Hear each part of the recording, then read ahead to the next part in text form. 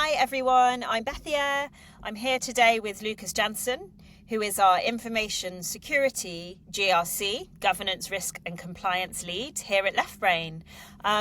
We're talking today about how to prove trust faster. We're wanting to do a bit more of a kind of practical founder's guide to rapid audit readiness.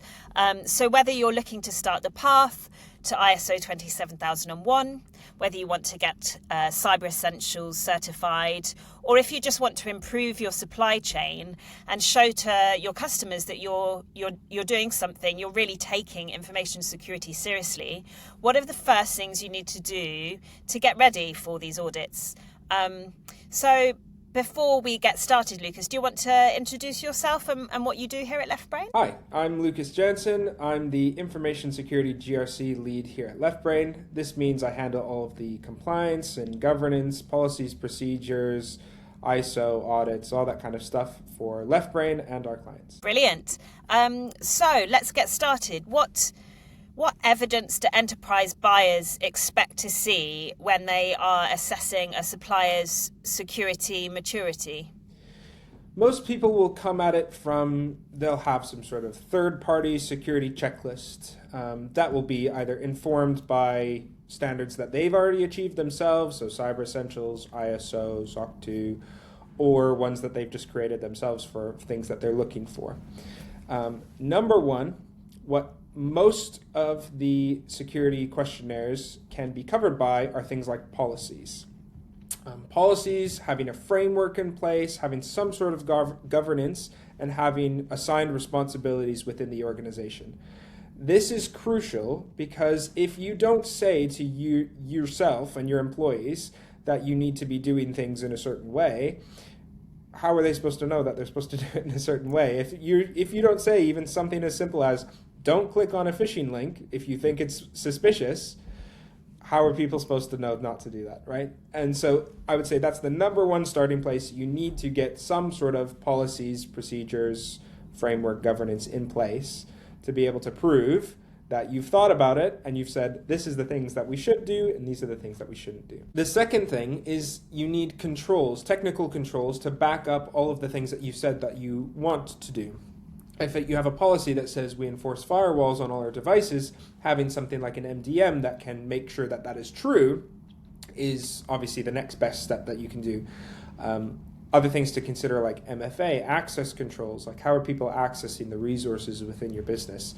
If you don't have someone who knows what they're doing, setting those things up, it can be really hard to prove to other people that you are doing those things. Brilliant, thank you. What documents and practices give founders the fastest path to early audit readiness? You know, whether that's for Cyber Essentials, ISO, are there any practices you would recommend? I would say policies are one of the best places to start. There's two, they might be called different things. I would typically call them an acceptable use policy and an access control policy. Acceptable use is how do people use your systems? Typically, that's going to be things like laptops. How do they log into their work accounts? What are they allowed to do? Are they allowed to work at a coffee shop on some unknown Wi-Fi, or is that something that you're not willing to accept? Are they allowed to, let other people use their computer? Are they allowed to download different software? Things like that. What goes hand in hand with an acceptable use policy is an access control policy. This is what sets things like password requirements, MFA requirements, if you are allowed to, again, let other people use your devices or not, how you should be logging in. Typically, these are also enforced by technical controls. So you might say you have to have a password of 12 characters. You then can enforce that in Google or Microsoft or with your MDM to make sure that that's true. And then on all the places that you can't enforce it, well, at least you've said in your policy that that's something that you should be doing. So policies is the first half. I would say that is those are the documents that you need. The practices that you need is risk management. Everybody needs to be doing risk management in today's day and age. And there's three reasons: because the government wants it, customers want it, and you should want it, because it identifies the things that are an actual threat to your business. Whether you're using the the risks that the government is saying, I mean, they're saying them for a reason, right? It's not that they're just these random risks that won't apply to you. There are very real risks out there, especially in cybersecurity right now, and especially for small, medium enterprise, but everyone, that you need to consider these risks and you need to do something about it. Oftentimes you'll find that there are lots of risks that actually don't apply to you and that you're already doing enough, or they maybe believe there's a low impact, low likelihood to them. But other risks, as soon as you start to assess them, you'll see, we're not actually doing anything about that. We probably should be. And you only get to that point when you start with risk management, doing some investigating into what risks there are, what you are doing about it, what you could be doing about it, what you're not doing about it. Brilliant, thank you. So thinking now more about small teams, how can they demonstrate trust quickly without having to build, a full internal security function? Yeah, this is a good one. I would say talk about it. Talk about what it is that you need to do for information security. Get people who matter in the room or in a video call and say, what do we need to do about information security? Are there any real risks that we're facing right now? You don't have to go straight to ISO. You don't have to go straight to anything. You have to say, what do we need to start doing about information security? From there, you can start to assign roles and responsibilities. You can be like, you're in charge of looking into this. You're in charge of looking into that. You can also look at, obviously, services and tools to ease the burden of some of those things. Compliance can be hard. There's thousands of tools and services out there that make it easier for you. But yeah, you can't start that process without getting people in the room and just talking about what we need to start doing to improve the internal security function.